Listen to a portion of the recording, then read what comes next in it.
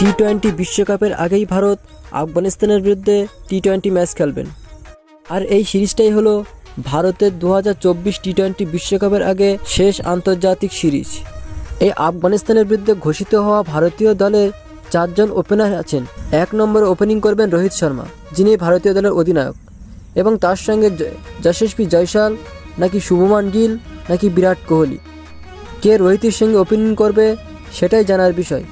আপনি রোহিত শর্মার সঙ্গে কাকে ওপেনার হিসেবে দেখতে চান কমেন্টসে জানান, এবং আইপিএল ও ক্রিকেটের সমস্ত খবর পেতে ক্রিকেট 360 বাংলা চ্যানেলটিকে সাবস্ক্রাইব করে সঙ্গে থাকুন। এই আফগানিস্তানের বিরুদ্ধে টি-20 ম্যাচের জন্য ঘোষিত হওয়া দলে ভারতীয় দলের অনেক বড় বড় তারকাই অনুপস্থিত।